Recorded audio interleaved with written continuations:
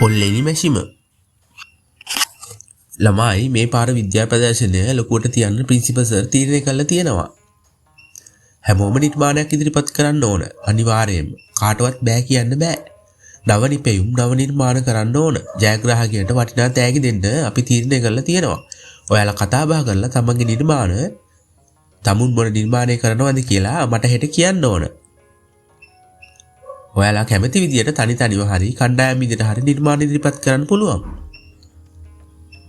මේක ඇහුවා විතරයි පන්තියේ පස්සින් පෙළී ඉඳ මරු ඩබල අමලුයි කමලුයි කුටු කුටු ගන්න ගත්තලු. සර් ඇහුවලු මොකද දෙන්න එකතු වෙලා නිර්මාණයක් කරන්නද හදන්නේ? පන්තියේ වැඩ බැරි වුණාට අනිත් වැඩවලට පැනලා එන්නේ. සර් අපි දෙන්න එකට නිර්මාණයක් කරනවා. මොකද්ද පුතාලා කරන්න හිතන් ඉන්නේ? පොල්ලෙලි ගහන මැෂින් එකක් හදනවා අපි. ෂා හරිම හොඳයි. very good. එහෙනම් ළමයි හෙට ඉඳලා තමන්ගේ නිර්මාණය හදන්න පටන් ගන්න. ඔන්න ඊළඟ දවසේ ඉඳන් ළමයි වැඩ පටන් ගත්තලු. අමුලි කමුලි වැඩි පේන්න නැහැලු. සර් යන වෙලාවට මුන් දෙන්න පේන්න නැහැලු. අනිත් ළමයි බරටම වැඩ ප්‍රදර්ශනයට කලින් දවසේ හවස කාඩ්බෝඩ් පෙට්ටියක් තිබුණලු අර දෙන්නගේ ස්ථානේ. හැන්දෑවේ ප්‍රින්සිපල්ත් වටයක් ගියාලු මෙන්න બોලේ අර ඩබල පොල්ලෙලි ගහන මැෂිම හදනවා ලහි ලහියේ. ප්‍රින්සිපල්ටත් හරි සතුටුයි කතා කරලා ගියාලු. සර් රෑ අන්තිම විසිට් එක දාන්න ආවලු. ලොකු කාඩ්බෝඩ් පෙට්ටියක් තියෙනවලු මැෂිම සූදානම් වගේ. සර්ටත් හරි සතුටුයි. මොකද ඉගෙන ගන්නත් ආස නැති දඩබ්බර ජෝඩුව හොඳ වැඩක් කළා. ඔන්න ඊළඟ දවසේ ප්‍රදර්ශනේ පටන් ගත්තලු. අවට පාසල් වලිනුත් ගොඩාක් ළමයි ඇවිත්. ප්‍රදර්ශනේ පටන්ගෙන පැයකට විතර පස්සේ සර් ගියාලු කට්ටියගේ වැඩ බලන්න. සර් ඔක්කොම බලාගෙන ඇවිදන් යනවා මෙන්න පොල්ලෙලි මැෂිම තියෙනවා නම ගහලා ලස්සනට. අමු පොල් වල්ලක් තියෙනවලු බිම. පිටිපස්සේ ඉදුරෙන් පොල් ගෙඩිය ඇතුල් කරන්න කියලා ගහලා තියෙනවලු. හැබැයි ජෝඩුවම පේන්නේ නැහැ. සර් දැන් මැෂිම පරීක්ෂා කරන්න හදන්නේ පොල් ගෙඩියක් දැම්මලු සිදුරෙන්. මෙන්න બોලේ තප්පර 30ක් විතර යනකොට අනිත් පැත්තේ හිලෙන් එලි ගහව පොල් ගෙඩියක් එළියට ආවලු.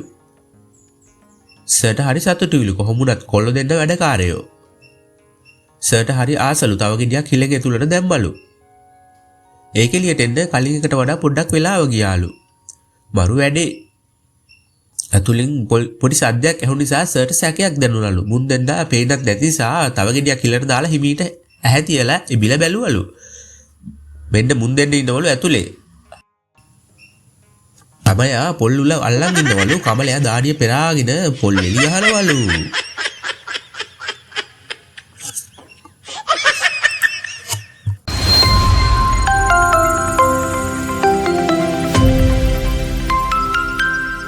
සිරිමත් ජනපති. සිරිමත් ජනපතිතුමා 80 දශකයේ මැතිවරණ ලංකාවේ ජනාධිපති වුණා. වලව්කාර පවුලක කෙනෙක් නෙවෙයි. ලොකු උගත්කම් නැහැ. දුප්පතාගේ හිතවතා. සරමකම් ඉසි අඳින්නේ. එයාගේ පළවෙනි පිටරට සංචාරේ. රටවල් කීපයක නායකයෝ සමග සමුළුව අතරේ පොඩි විවේකයක් ලැබුණා දිවා ආහාරය සඳහා. ඒ රටේ කෑම සිරිමත් ජනාධිපතිතුමාට සෙට් වෙන්නේ නැහැ. ඊයේ හෝටලේ කෑමකට බඩ අප්සෙට්. භෝජන සංග්‍රහය අතරතුර උඩ තට්ටුවේ টয়ලට් වලට ගිහින් බැලුවා. කොමඩ් වැසිකිලි මාර වැඩේ කියන්නේ අපේ ජනාධිපතිතුමාට කොමඩ් වල වැඩේ කරන්න බෑ. පුරුදු නෑ. ඒක නිසා යන්නේ නෑ. කොමඩ් වැඩ කැලි තේරෙන්නේ නෑ. පෝච්චි වැසිකිලි නෑ වගේ මෙහි. ඉන්නම බෑ දැන් නම්. වැඩේ හරියන්නේ නෑ. පල්ලෙහා තට්ටුවට ගිහින් බැලුවොත් හරි. කවුරු හරි අඳුරගත්තොත් වැඩේ ඉවරයි. වෙන්න මොලේ ඉන්දියාවේ ජනාධිපතිගේ තොප්පිය බාත්රූම් එකේ අමතක වෙලා. ඒකත් දාන් සිරිමත් තුමා පහළ බහිනවා. පෝච්චි වැසිකිලියක් හොයාගෙන. පල්ලෙහා තට්ටුවේ කවුරුවත් පේන්නේ නැහැ. ටිකක් එහෙම බැලුවම වැසිකිලියක් දැක්ක. ඒකට රින්ගුවා දොර වහගත්තා. අම්මෝ ඒකෙත් කොමඩ් එකක්. දැන් නම් ඉන්නම බෑ. ඕන් යන්න මේ යන්න වගේ. කොමඩ් එකේ වාඩි වෙන්නත් බෑ. ඉවසන් ඉන්නත් බෑ. එකපාරටම දෙයක් මතක් වුණා. සාක්කුවේ shopping bag එකක් තියෙනවා. බෑග් එකට වැඩේ කළා. හම්මෝ ඇති අන්තම් දිවි ලෝකෙ ගියා වගේ. වරෙන් නිදහස්. වැඩේ නම් හරි. දැන් කක්කා බෑග් එකට මොකද කරන්නේ? බෑග් එකේ කට කපලා බඩු ගැටයක් ගැහුවා. කොහෙට හරි විසි කරන්න හිතාගෙන උඩ පොඩි ජනේලයක් තියෙනවා. ඒකෙන් එළියට විසි කරන්න ඕන කවුරුවත් එන්න කලින්. වට දෙක තුනක් කරකවලා විසි කළා. බෑග් එක ජනේලෙන් එළියට. කරුම එක මහත උඩ කැරික් කැරික තුණු ෆෑන් එකේ වැදුනා ගූ බෑග් එක. බෑග් එක ෆෑන් එකේ පැටලලා කැරකෙන්න ගත්තලු. බෑග් එක කැඩලා මුළු බාත්රූම් එකේ බිත්ති වල සේරම වැදුනා. බිත්ති දිගේ බේරෙන්න ගත්තා. බිත්ති බතික් කළා වගේ. මෑන්ට තරු පිට වුණා. අයියෝ මාර අප්සෙට් එක. දැන් මොකද කරන්නේ? හිමීට දොර ඇරන් මාරු වෙන්න හිතාගෙන බාගෙට දොර ඇරලා බැලුවා. මාර වැඩේ දොර ගාව කෙනෙක් ඉන්නවා. ටොයිලට් පිරිසු කරන්න ඇවිත්. හැබැයි ලංකාවේ කෙනෙක් වගේ හොඳ වෙලාවට. තොප්පිය නිසා යාට ජනාධිපතිව අඳුර ගන්න බෑ. කවුද හිතන්නේ ජනාධිපති කෙනෙක් වැඩකාරයාගේ වැසිකිලි වල ඉන්නේ කියලා. මෑන් එච්චර ගණන් ගන්න නැතුව බැලුවල ලොකු ලයින් එකේ. මේ මල්ලි පොඩ්ඩක් ඇතුළට එනවද පොඩි වැඩකට? පොර ඇතුළට ඇවිත් බැලුවලු බිත්ති පුරා කක්ක බේරනවලු. ගියස් උඩ ගියාලු. මල්ලි මම ඔහෙට 750ක් දෙන්නම්. පොඩ්ඩක් මේ මිච්චි ටික හොදලා දාන්න පුළුවන්ද? තමුසේ මාර මිනිහෙක් නෝයි. මම තමුසේට රුපියලක් දෙන්නම්.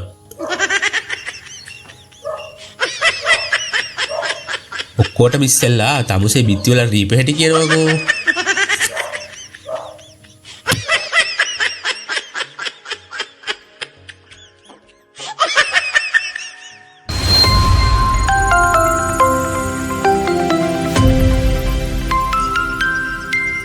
සූකිරිගේ තෑග්ග. අවුරුද්ද අවසානයේ අලුත් පන්ති වලට ළමයි පාස් වෙලා පරණ ටීචර්ට සමු දෙන දවස. ළමයි එක එක තෑග් ගෙනත් ටීචර්ට හරි සතුටුයි. හැමෝම තෑග් ගෙනත් අන්තිම තුන්දෙනා නෙත්මිත් ලොකු පෙට්ටියක් ගෙනත්. නෙත්මිගේ තාත්තට කේක් කඩයක් තියෙන්නේ. ටීචර් පෙට්ටියේ සුවඳ බැලුවා. ෂුවර් එකටම කේක් දෙන්න ඕන. එහෙම නේද? ඔව් teacher chocolate cake. very good. බොහොම ස්තුතියි ඩාර්ලින්. හරිම ආසයි චොක්ලට් වලට මම. ඊළඟට විහාරගේ අම්මා බියුටි සැලුන් එකක් කරන්නේ. ෂොප් එකකුත් තියෙනවා පර්ෆියුම්. ටීචර් තෑගි පෙට්ටියේ ඉමින්ද කලින්ම දන්නවා සෙට් තමයි කියලා. ඔව් ටීචර් මේකප් සෙට් එකකුයි පර්ෆියුම් අම්මගෙන් ටීචර්ට. හරි ෂෝ මගේ පර්ෆියුම් එකක් ඉවරලා තිබ්බේ. අම්මට තෑන්ක්ස් කියන්න දුව. මෙන්න පිළිගන්න. අන්තිමට තෑගි අරන් එන්නේ සූකිරි. තාත්තට කඩවල් ගොඩක් තියෙනවා. බාර් දෙකක් ෆෘට් ජූස් කඩ හાર્ඩ්වෙයාර්ස් තියෙනවා. ජයලංකා මුදලාලිගේ එකම පුතා කඩවල් ගොඩක් තියෙන නිසා ටීචර්ට ගෙස් කරන්න බෑ මොකද්ද කියලා. මොකද්ද පුතා මේ තෑග මට නම් හිතා ගන්න බෑ. ඒක කියන්න බෑ සර්ප්‍රයිස්. ටීචර් ගෙස් කරන්නකෝ. ටීචර් තෑගි පෙට්ටිය මූණට ලං කරලා ඉමල බැලුවා මුකුත් හිතා ගන්න බෑ. පෙට්ටිය උස්සලා බැලුවා පෙට්ටිය එක මුල්ලක් තෙත් වෙලා. වතුර වගේ මොනවා හරි ලීක් වෙලා බෝතලයක මූඩියෙන් ලීක් වෙලා වෙන්නේ නැති. ටීචර් කල්පනා කළා බාර් එකක් තාත්තට තියෙන නිසා. හරි මං කියන්නම් ෂැම්පේන් දෙද? නෑ වැරදි. පළතුරු බීම වෙන්න ඕන.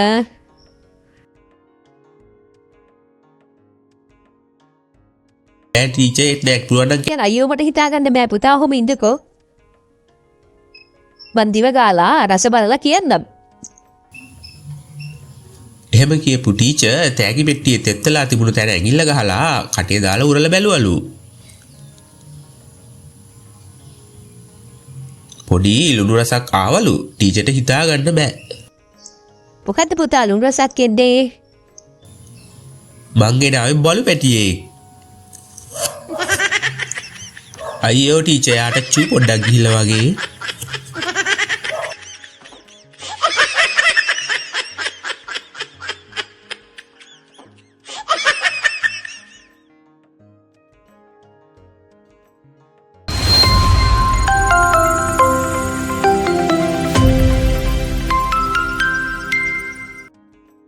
සිරිදාසගේ රිටර්න් එක. මේ ඉන්නේ එකම ඔෆිස් එකේ වැඩ කරන යාළුවෝ 4 දෙනෙක්.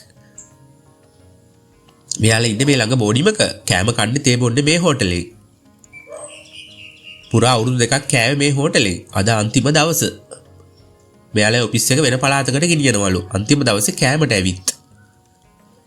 මෙයාලට හැමදාම කෑම සප්ලයි කරේ සිරිදාස ගොළුවා. නාන්නේ දත් මදින්නෙත් කලාතුරකින් කිලුටු පෙරාගෙන ඉන්නේ අඩුපඩියට බර වැඩ. මොන වුණත් අපි අවුරුදු දෙකක් මෙතනින් කන්න ඇති. පොඩි දුකකුත් එනවා මේ කොල්ලා ගැන. ඌට අපි එක එක අඩුපාඩු කියලා බල්ලෙකුට වගේ බැන්නා. නොබැනපු දවසකුත් නෑ.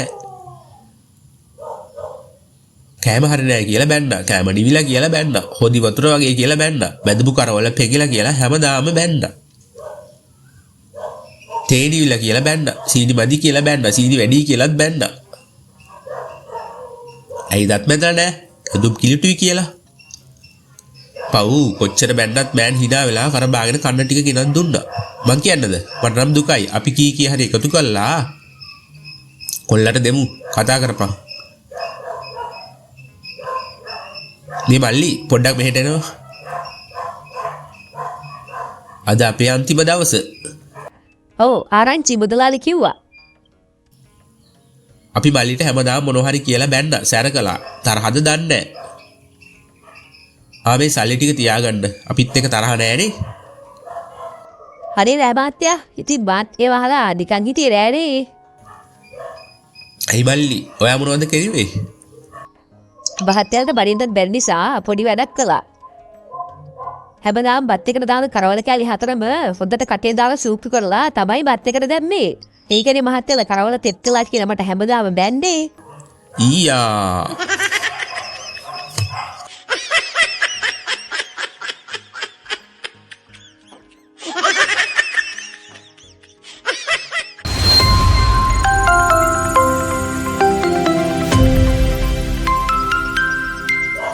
ඔට්ටුව මේ ඉන්නේ සුපුන්ස අලුතෙන් මේ ඉස්කෝලේට පත් වෙලා ආවේ. තාම මාසෙයි සර්ට ඩිග්‍රී එකකුත් තියෙනවා. ඕන දෙයකට ඔට්ටුයි. ළමයි එක හරි හිතවත් යාළුවෝ වගේ. සර්ගේ පන්තියේ කොල්ලෙක් ඉන්නවා. එයා මුළු ඉස්කෝලෙම ප්‍රසිද්ධයි. ඔට්ටු අල්ලනවා. හැබැයි කවදාවත් පරදින්නේ නැහැ. දවසට 1000ක් හොයනවා අනිවාර්යයෙන්. කිසි කෙනෙක්ට යාව පරද්දන්න බෑ. සර්ට ඕන යාව පරද්දන්න. සර් ඔට්ටුවක් දාන හදන්නේ කොල්ලා එක්ක. හෙට උදේ පාන්දර 7 වෙනකොට සර්ගේ තට්ටබේ නතු පාට බොත්තමක සයිස් ඩොට් එකක් තියෙනවා. කොල්ලා කිව්වලු ඔට්ටුව රුපියල් 1000යි. ඔට්ටුව පැනදුනොත් සර් කොල්ලට 1000ක් දෙන්න ඕන. කොල්ලා හෙට උදේ තාත්තෙක් එනවලු සර්ගේ තට්ටම චෙක් කරන්න. කොල්ලා පැනදුනොත් තාත්තගේ අතින්ම සර්ට රුපියල් 1000ක් දෙන්න කිව්සුම. දෙන්නම වැඩේට එකඟ වුණා. සර්ට බයත් හිතුණා මූ කවදාවත් පැරදිලා නෑලු. ඔට්ටුව පැරදුනොත් සර්ගේ නම්බෝ ඉවරයි. සර්දා පන්ති වලත් හිටගෙනමයි ඉගැන්නුවේ. මූ ගුරු පුටුවේ හරි කාබන් ඩොට් එකක්වත් තියයි කියලා සර්ට සැකයි. ගෙදර ගිහින් ඕනට විස්තරේ කිව්වා. අනේ ඔයා මොකටද පොඩි කොල්ලෝ එක්ක ඔට්ටු අල්ලන්න ගියේ? පැරදුනොත් වස ලැජ්ජාව නෝනා කිව්වා.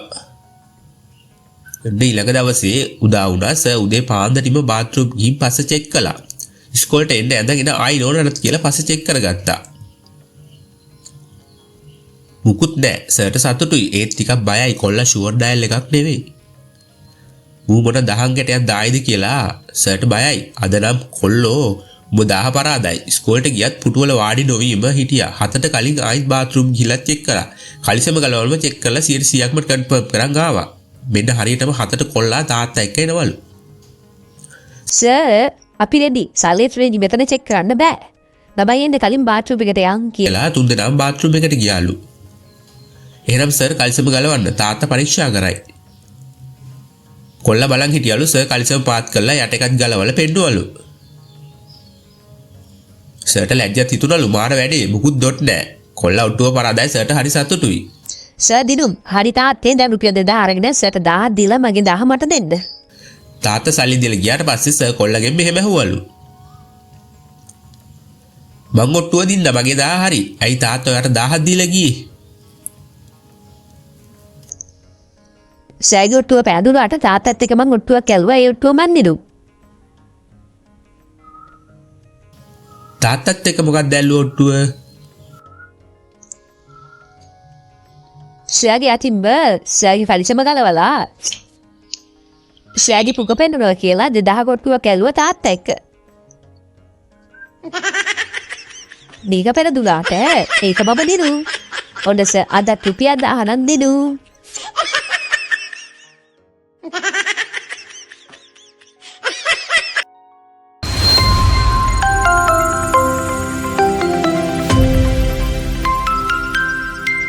ටොබියාගේ පඩය.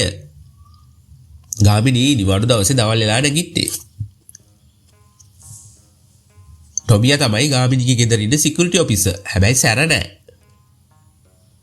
ගමනක් යන්න ලෑස්ති වෙනකොටම යාළුවෙක් ඇවිත්. දෙපාන්දර ගාමිණී හම් වෙන්න. ඉස්කෝලේ කාලේ ඉඳන්ම යාළුවෙක්. ටොබියත් හොඳට අඳුරනවා. යාළුවා වාඩි වුණාම ටොමියා ගියා යාළුවාගේ පුටුව යටට. දෙන්න කතා කර කර ඉන්න අතරේ ගාමිණීට පට්ට ගඳක් ආවලු. යාළුවට පඩයක් ගියා. යාළුවා කපටියා. තමන් ඇණියේ නෑ වගේ හිටියලු. ගාමිණී ටොමියා දිහා බලලා "ඒයි ටොමියා, පළවතනි ගහකට" කියලා කිව්වලු. යාළුවට පට්ට හැපි. බල්ලා තමයි වැඩේට මාට්ටු. මුකුත් නොවුණු ගානට දිගටම කතා කරගෙන ගියාලු. කොහොම ටික වෙලාවක් යනකොට යාළුවට තව පඩයක් ගියාලු. කලින් එකටත් වැඩිය පවර්ලු ඒක. යාළුවා පඩේ ඇරලා බල්ලා දිහා බැලුවලු. ටොමියා ගානක් නැතුව ඉන්නවා. ගාමිණී ටොමියා දිහා බලලා "මම සැරයක් කිව්වා උඹ ඔතෙන් නැගිටිනවද නැද්ද?" යාළුවට පට්ට හැපි. දෙවෙනි පඩෙත් ටොමියා පිටින්ම ඇරියා. ගාමිණියා හිතන් ඉන්නේ බල්ලා පනිනවා කියලා. තමයි බෑන්ට පට්ට හැපි.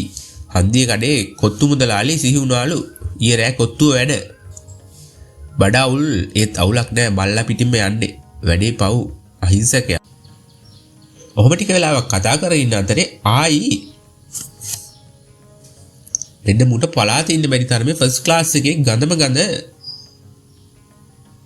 එකක් ගියා. ඒ පඩේට නම් යාළුවටත් එතන ඉන්න බැරි තරම්ලු. කමක් නෑ තුන්වෙනි එකත් ටොමියාගේ කවුන්ට් එකටම බැර කරන්න.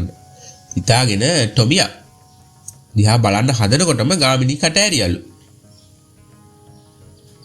මම්මට අවසාන වතාවට කියන ටොමියා නැගිටපන් මයි අම්මා. තව ටිකක් උඹතොන හිටියොත් මේ අකවුමේ ඇඟට රේවි. මට උඹ වයි නාවන්නයි වෙන්නේ.